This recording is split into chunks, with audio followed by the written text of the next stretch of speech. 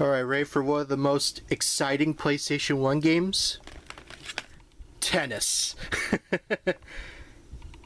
Made by A1 and Age Tech. It's a tennis game. What do you expect? It's just a simple tennis game. Mario Tennis, this isn't. It came out in 2001, something like that. It's okay. If you could find it for cheap, I recommend it. I actually got it for like less than like $5, I'm pretty sure. And they made so many of these games. Racing, billiards, bowling, fighting. A1. Remember them? And there's the mail-in. Oh yeah, there's something inside. The multi-tap. That was what the multi-tap looked like for PlayStation 1. It's hilarious. But yeah, really not much to say about this one. It's just tennis. Here's Spec Ops Covert Assault. I don't have the case for it. Just came in like this. It's okay. It's kind of like, you know, stealth and, you know, sneaking around. I have two of them. This is Stealth Patrol, and that's Covert Assault. Although, funny enough, the Covert Assault actually came in this case, and I've eventually found the disc for Stealth Patrol, so I put it in here. The enemy expects you within 24 hours. Actually, you're already there.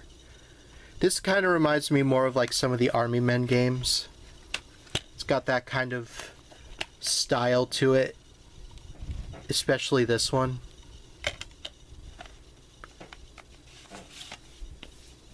I don't know if any of you remember Take-Two Interactive.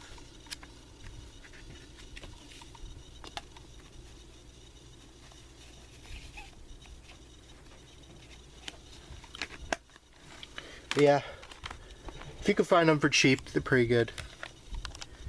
Austin Powers Pinball. I got this in, where did I get this? I think I got this in Arizona when I was hanging out there at a game store. I used to go to Arizona and Nevada. If I was going out, I was going to go to a game store. And I always do. Especially if I'm finding something more obscure, kind of like this. It's, you know, it really pains me that there wasn't a legit Austin Powers game that really could have been amazing. And instead, there's really not much out there. It's just a typical pinball game. It's really not that special. It's okay. If you are an Austin Powers fan, I do recommend you get it though. There's an advertisement for the Celebrity Deathmatch game, which I actually own for PlayStation 2. It's also on PlayStation 1, which is weird because it was 2003 and PlayStation 2 is on its way, or PlayStation 1 was on its way out. Speaking of pinball games, the same thing. Kiss Pinball. It's just, like I said, it's a pinball game with Kiss members. You know what? I really wish they released that one Kiss game. Like, that was based on the comics. It was like Psycho Circus. Or Psycho something, I don't know. But that was only on the Dreamcast and PC, and if you have a modern PC, you're kind of SOL with that game. And I don't have a Dreamcast. So, at least not yet. Other than that, this is the only Kiss game. And I love Kiss, don't get me wrong. But this game is just kind of like, it just exists.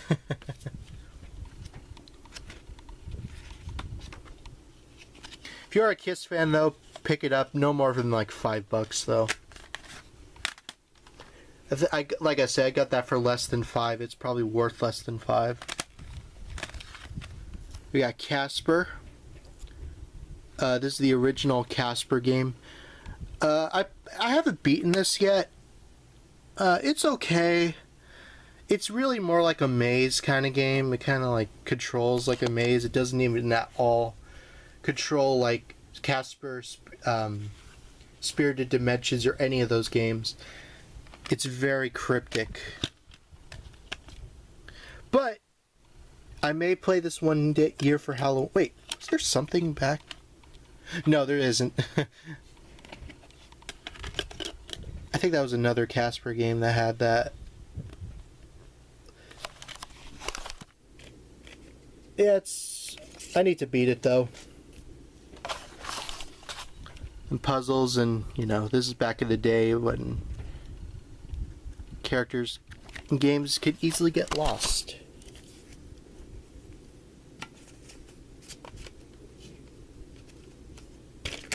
Yeah.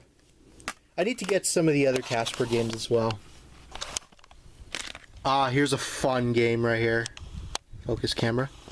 Razor Freestyle Scooter. This, if you want a really stupid, like, mind-numbingly fun experience that's just like mindless,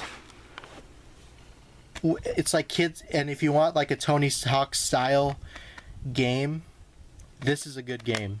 It was also one of the last games that was released on the N64, but was only released through Blockbuster. This is a really fun game though. It controls basically like Tony Hawk. There were so many of these out there. It's unbelievable. Yo, unbelievable. And look at that, it still has the freaking mail-in offer. That's hilarious. Yeah, check it out. It's got a great soundtrack too, especially songs by like Sloppy Meat Eaters. Yes, that's the actual name of a band. And I was just talking about Army Men. Here's Army Men 3D. It basically plays like that other game I just mentioned. You know, Army Men to me was like a game series. If you aren't playing the right ones, then, you know, you have to really have a lot of patience for some of them. Which is, of course, you know, it's Army Men, it's tactical strategy. But, you know, and those games are fine. But the ones that were like more adventurous, that kind of played like early Call of Duty, and of course Medal of Honor, those were like the best to me.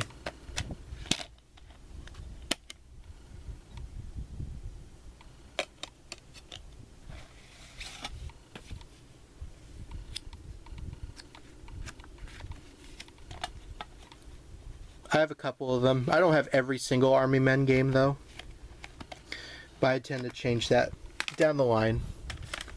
And speaking of Tony Hawk, we have Tony Hawk's Pro Skater 1, the original. This is my original copy. It didn't have a manual when I got it. It had just the back case and the disc, but I eventually found a manual online. What more can I say about the first Tony Hawk Pro Skater? I mean, it's such a freaking classic. In every sense. This changed extreme sports games forever. Every level on this is amazing. So fun. So fun. It's not my favorite Tony Hawk by any stretch of the imagination, but let me tell you, when this came out, it really did change a lot. It truly did. And for one reason or another, I have the Greatest Hits version. It's basically the same thing, except a different color disc, and it's got an advertisement for Matt Hoffman's Pro BMX and Pro Skater 2. And it's the same thing inside. Which, speaking of, Tony Hawk's Pro Skater 2, much better game in every way. This is the last Tony Hawk game. Well, Pro Skater 3 and 4 did have this style on PlayStation 1, but I don't have those. And honestly, why would I get them? I mean, I still might get them because they're like similar versions to these, but when you have the 6th gen versions, you really don't want to go back to these versions the way this style is. Which, actually, I do, now that I have an original Xbox, I can play Tony Hawk's Pro Skater 2X, which I need to get that down the line. Because I heard that's actually probably, next to Tony Hawk's Pro Skater 1 plus 2, it's probably the definitive version, from what I've been told, of Pro Skater 1 and 2. I don't know. That's what I've just been told. Yeah, very fun game. Much better soundtrack, too.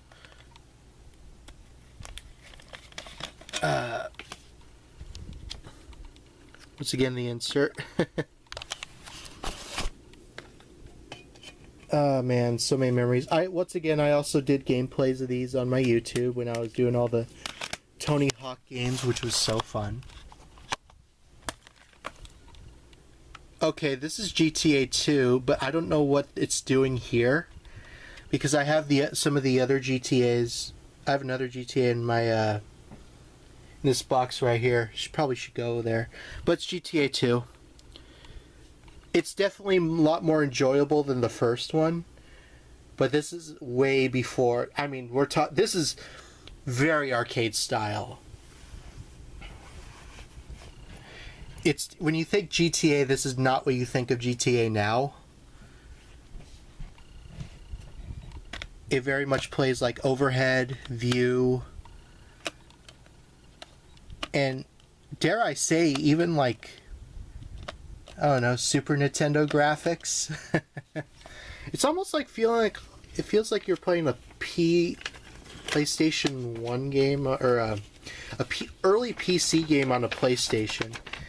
And it came sealed, and yes, it did have the manual. Respect is everything. And there's the advertisement for Grand Theft Auto 3.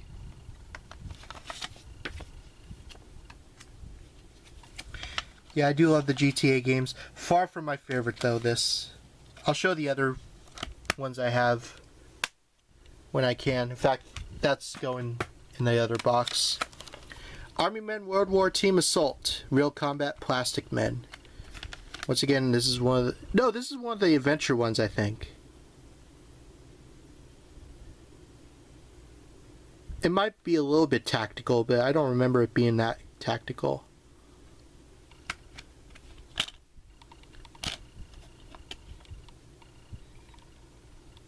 Made by 3DO. So basically when their game console kind of failed, they started, they made more games than game consoles. But yeah, I need to play this, it's been forever. Action Bass. I think the only reason I even bought this to begin with was because I needed a sleeve for something, or a case. No, it was a sleeve, and this game was one of the only few that was in a sleeve at a game store, so I was like, oh, I'll just pick this up. It's fishing, and fishing can be fun, but it's one of those games you need a lot of patience for. I know there's many fishing games out there, especially for the PlayStation 2. I don't know if there's any fishing games for the GameCube. I know there are, I think, on the original Xbox. Yeah, Ball Breakers. Look at that. Slapped on. Also available for $9.99. It's probably like a little more than that now, but... yeah. It's fishing. What do you expect? Oh, we're getting some good games in here. This is not one of them. Star Wars Dark Forces Custom PlayStation Edition. Decent game. The only gripe I have with this one is that you can get easily lost in this game. And if you don't know where you're going, you're not going to have a good time. But if you do know where you're going, it's a good time. It really is. I know there's also a version on the N64, which I obviously don't have because I don't have an N64. That will change though one day. Yeah, a lot of these Star Wars games, you either love them or hate them. And I understand if you don't care for them. Because a lot of it is, you know, just kind of like, oh, let's make a game, have the Star Wars IP in it. What can we do with that? Let's throw a dart on the board, see what works, kind of thing. The Incredible Hulk, The Phantom Saga. One of the earliest Hulk games I have. This predates the Eric Bana film video game, which I also did a gameplay of. This is okay. It's not great. It's a pretty early PlayStation 1 game.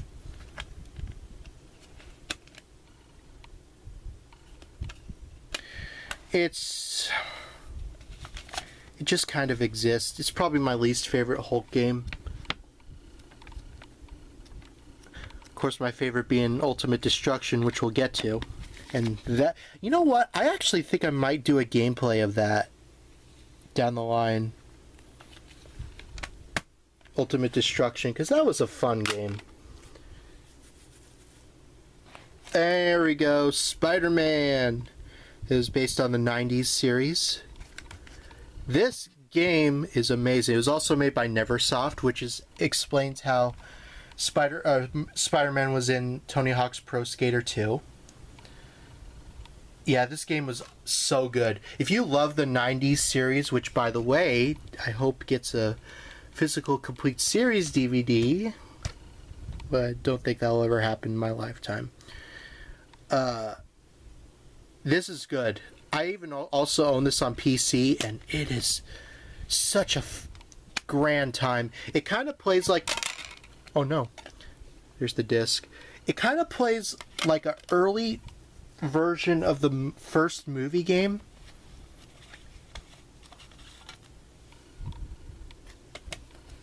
And yeah, it's really good. I had a lot of good times with this one. I still remember, like, all the you know, missions and all the levels and stuff. Especially the level where you fight Carnage. Jeez. Such a great game. And, you know, it was kind of cool because they very rarely ever used Carnage in any other Spider-Man related media. Is always mainly Venom. And I think Carnage is cooler. I think Carnage should have been in a Spider-Man film. Which, maybe one day he will be. I don't know. And on the top of that, we're talking about... Or, while we're on the topic of the first one, Spider-Man 2, Enter Electro, which was pretty good too. Some of it is a little confusing, and it almost feels like the first game just extended. It's like, hey, you remember the first game? Here's some levels that didn't make the original. And kind of have somewhat of a similar story.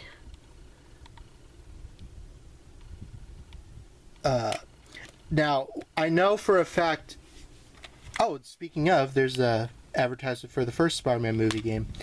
I do know for a fact that this game...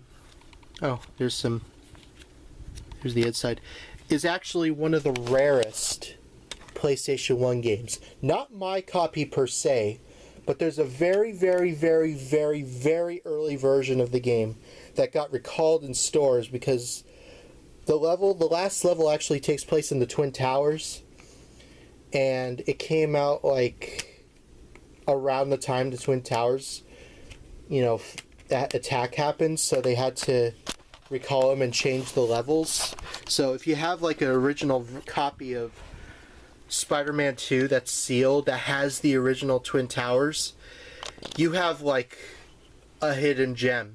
I think one of the Siphon Filter games is similar like that, except that was more of a cover. But if you have this with that level that got recalled and changed, you have a gem, and I'm still looking for one. I don't think many of them are even out there in the wild. If you know anyone who has one, or know anyone who has any, and know how many were made, let me know in the comments, because I'm actually curious to see.